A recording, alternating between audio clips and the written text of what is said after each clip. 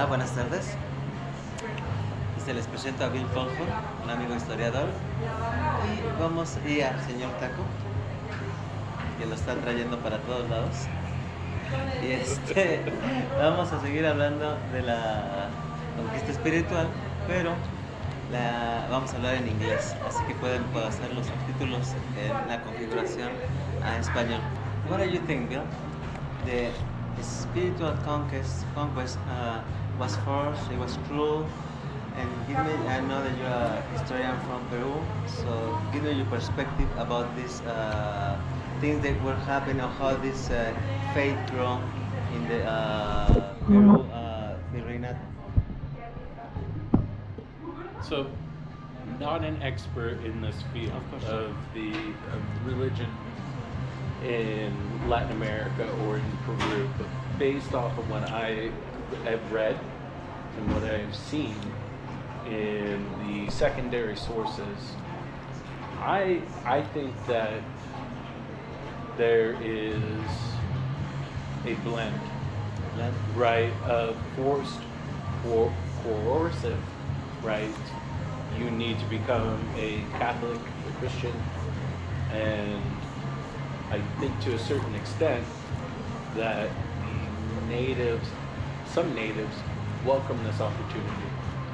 Because from my understanding in Inca culture, for instance, what I'm most familiar with is that with the conquest, whether it's the Wari, the Inca, or the Spanish, they bring in their own religion, their own beliefs, and ask those people to adopt them to a certain extent.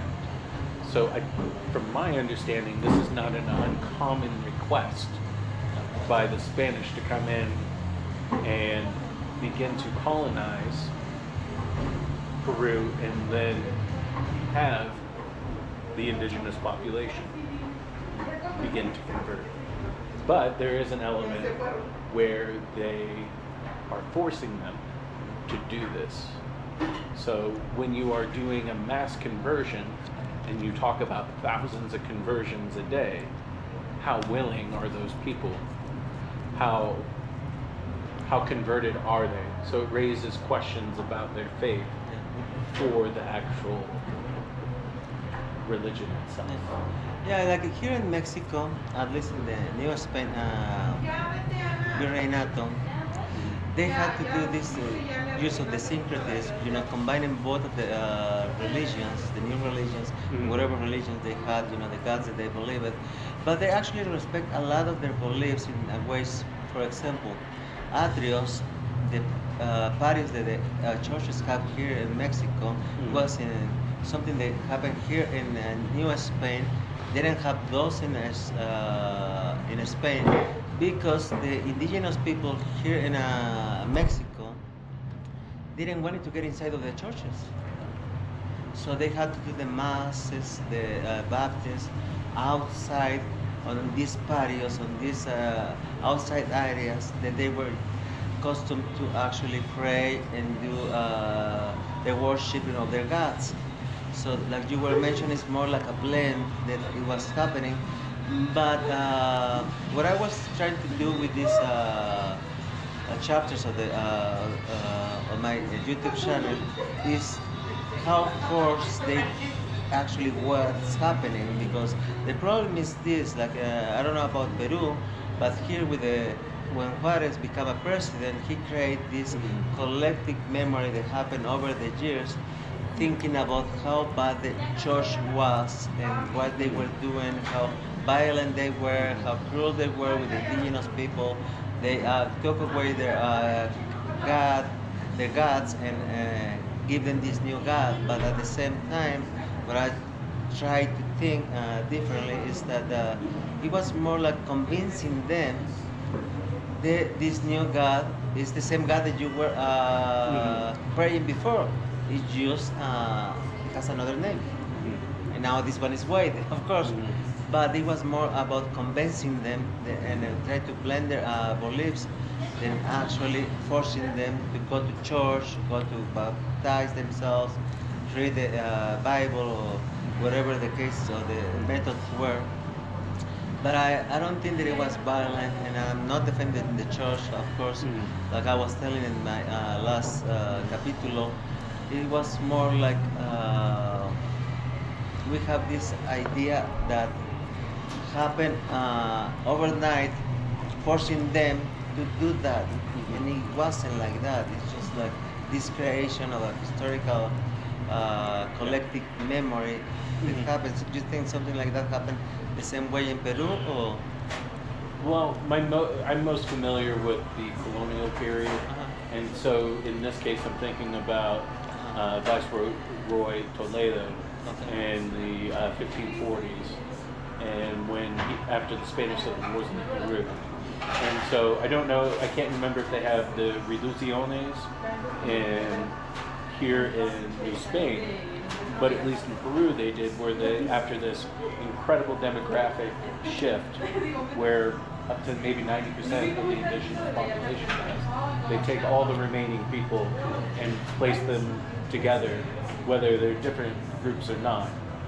And so I could see that as being part of that forced conversion.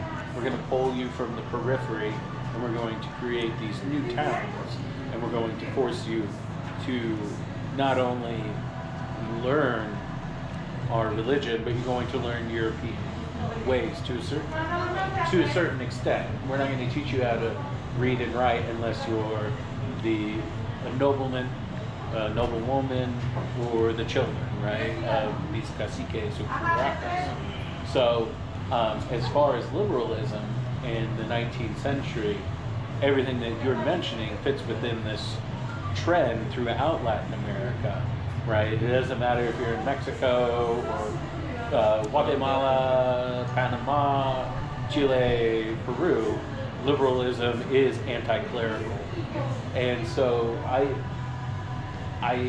don't know about the conversions during this time period, but I know that there is a catechism that they created in the mid 19th century trying to teach the indigenous people through drawings how to understand the concepts of Catholicism, because there aren't words for these ideas in any indigenous language, because many of them are foreign. So, but from my understanding is those liberal movements are anti-clerical and very much want to pull the veil back on Catholicism and thus take away what you're pointing out with Juarez, this idea of you're indigenous, we taught you, but that's wrong now. Uh-huh. And to believe in that is to be backward. We're liberal and we need to progress. And so we could think of that, and I think what you're saying is that is also coercive to a certain extent. Of course, and the thing is, like for example, the way that I see it, like every government in Latin America, they were already gaining their independence. You know, they Mhm. gained the independence, and they knew that the government that was back there during the viceroyalties period, the colonial period, they were not trying to blame themselves of something, so they had to find an antagonist Right. to blame them, and who was better than that than the church at the moment. And like like I was telling in my the last capítulo, I was like, even my mother was hitting me whenever I was a kid. It was something normal and normalized to use force and to use to hit people, you know, like something that is not as bad as it looks right now. So that's another thing that we have to understand. And I'm not defending the church, but I feel like all of these uses of force against the indigenous people was not to make them believe, is to make them behave in a certain way, Right. but not imposing their religion as Catholicism or certain gods or certain santos. It was straightforward to the behavior of the people, not the faith of the religious purpose of the church. So that's why I don't think that right now people try to see this thing as they forced the religion, but no, they were using force for the behavior of the people, not for the belief in the gods, or Well, well, in this case, the God, Jesus. I think I like the collective memory thread that we've been talking about since I've been here, and that you're bringing up, changing this narrative. Because what I think I hear you saying, is that so these punishments, these physical punishments, are what they use in Europe. So if you were part of the church and we were indoctrinating you with Catholicism from the time you were a child, and you didn't write something correctly, we'll slap you on the hand or whatever it was. So what I'm also hearing is perhaps there is this almost syncretism that you're talking about between conquest, spiritual conquest. Here's what we're doing. Somebody like Christopher Columbus, you don't bring enough gold, you take your hand. Yeah. And then you have, here's what Catholicism is doing, we're punishing you, but not this way. But over time, they've become intertwined so much that people can't separate the two. I think that's what you're saying. Yeah, I mean, Yeah. it's like and also the thing that I'm trying to do with this channel, this history channel that I created, is like give the people the chance to actually think for themselves. You know, like I told them, you see, we see history as black and white because that's the way that they teach us in school. But it's a beautiful gray, and we have to learn to understand, and we have to be explained it different. It's not just to show people documents about histories, show them this is what we can prove, this is what you have been here, but at a certain point we got to get to the point whenever the history that we learn on the books and the archives can be transmitted to regular people so they can so analyze for themselves and get this new kind of history that people will like and love, like the way that we do it as historians. I think it's this spiritual conquest is the best example of it. You see, like it's like I was saying, 16th, 17th century. Most of the papers and documents that we have is the church, and the church is not gonna tell, oh yeah, I was treating them like I was using abusing my power to do force them to do something, right? So that's, But I will say this, the church is really good about documenting anything that they encounter. So whether that's something like bestiality or rape within the church, which I came across in the Archbishop Archives in Ayacucho, in the Cabildos, they are pretty, again, not an expert, but from my understanding and what my limited sources have told me in working with the church archives, they're pretty clear about what's going on for posterity. So, not saying that they don't record everything, but yeah. yeah. No, and that's the thing that gives us another two options. You know, if they actually were telling everything and recording everything that was happening, or they hide whatever bad they did it. Either or, we don't have enough proof to actually say that the spiritual conquest was brutal, or people were cruel to these people to force them into their new religion. But if we hear once, two times, 100 times, it got to the point whenever, like we were talking about this collective memory, that we actually believe it's truth, just because people keep telling over and over again, and that not necessarily is our history. That's basically what I was trying to say. Like all of this conversation with other people that love history, I think is like the best way for me to show people the history can be fun, or history can be understand it differently. It's not just one side of the story. It's gonna be many of them. Well, and you bring up pedagogical issues within education itself, and how we teach and how we expect students to learn, because so much of teaching is top down, right? You stand as a teacher in most classrooms, at least in the United States, they stand, students sit, and they tell them what to think. right? It's not a collective decision-making process. Here are the sources. Think about what you want to think about. And I think that's part of the reason, and I wrote about this in an article for Perspectives. In my classroom, we use the Harkness method.